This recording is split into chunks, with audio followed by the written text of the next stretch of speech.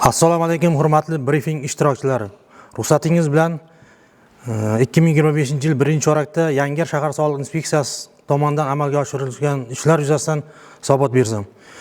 Yangiyer shahrida byudjet daromadlari bo'yicha prognoz ko'rsatkichlarining ijrosini ta'minlash borasida 2025-yil 1-oragi davomida amalga oshirilgan ishlar yuzasidan qisqacha hisobot. Barchangizning xabaringiz bor, shaharda ro'yxatdan o'tgan tadbirkorlik subyektlari 3 ta toifaga bo'lingan. Xususan, tuman soliq to'lovchilari, shahar va respublika soliq to'lovchilari. Bunda qo'shilgan qiymat soliq to'lovchilari, Sirdaryo viloyati va eng yirik soliq to'lovchilar esa respublika hisobi yuritiladi. Shaharda soliq to'lovchi yuridik shaxslar joriy yilning 1-aprel holatiga 887 dan tashkil etadi. Shundan viloyatga qo'shilgan qiymat solig'i to'lovchilari 319 ta, shahar soliq to'lovchilari 568 dan tashkil qiladi. Ushbu soliq to'lovchilar faoliyat turlari bo'yicha ko'radigan bo'lsak, 103 ta ishlab chiqarish, 443 ta chakana savdo, 183 ta xizmat ko'rsatish, 35 ta umumiy ovqatlanish, 19 ta baliqchilik xo'jaligi, 7 ta chorvachilik xo'jaligi, 18 ta boshqa fermer xo'jaliklari, 38 ta qurilish, 41 ta boshqa xo'jalik yuridik subyektlarini tashkil qiladi. Joriy yilning 1-oragi uchun byudjet daromadlari bo'yicha 4 milliard 354 million so'm reja belgilangan bo'lib, ushbu topshiriq amalda 4 milliard 639 million so'mga yoki rejaga nisbatan 107% ga bajarilib, byudjetga qo'shimcha 285 million so'm ko'p tushum ta'minlandi. Bundan tashqari, mahalliy byudjet daromadlari bo'yicha 2025-yil 1-oragi uchun belgilanib berilgan 10 milliard 798 million so'm reja topshiriq ijrosi 11 milliard 879 million so'mga yoki 110% ga uddalandi. Natijada shahar mahalliy byudjetiga 1 milliard 89 million so'm ko'p tushum ta'minlandi.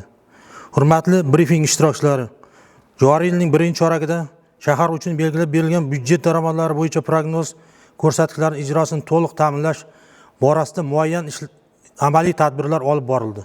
Xususan, soliq qonunchiligida belgilab berilgan muddatlari soliq to'lovchilar tomonidan o'z majburiyatlarini bajarmaganligi oqibatida 1-chorak boshiga yuzaga kelgan 1 milliard 597 million so'm yuridik shaxslarning soliq qarzdorligi 130 million so'mga qisqartirildi.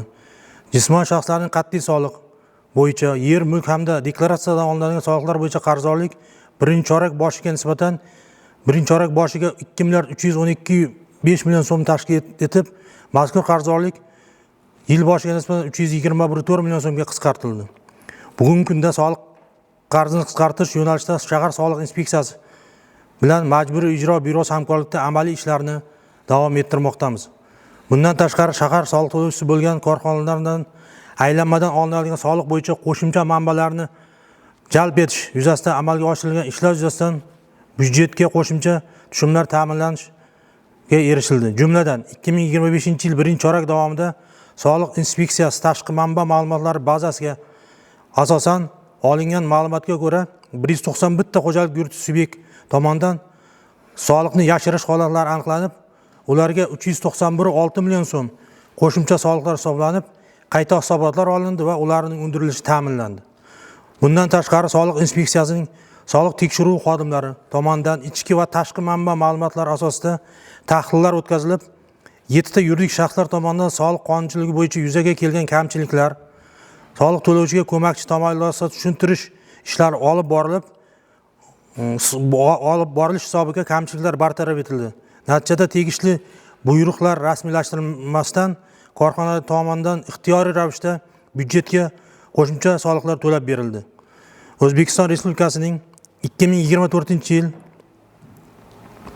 16-yanvardagi yashirin iqtisodiyotga qarshi kurash sohasida davlat nazorati mexanizmlarini takomillashtirish chora-tadbirlar to'g'risidagi PF 11-sonli farmoni ijrosi bo'yicha prokuratura va tegishli tashqi organlar bilan hamkorlikda quyidagi ishlar amalga oshirildi. Yangiyer shahriga 2025-yil uchun jami 38 milliard 284 million so'm qo'shimcha manbalar aniqlash rejasi berilgan bo'lib, 2025-yil 1-orakda 422 ta korxonada xo'jalik yuridik subyektlarida 18 milliard 851,6 million so'm soliqlar bo'yicha qayta hisobotlar olindi va 10 milliard 985,7 million so'm soliqlar byudjetga undirilishi ta'minlandi. Shahar soliq inspeksiyasi tomonidan barcha yo'nalishda amaliy tadbirlar davom ettirilmoqda. Qisqacha axborotim tugadi. E'tiboringiz uchun rahmat. Kesib o'tdim.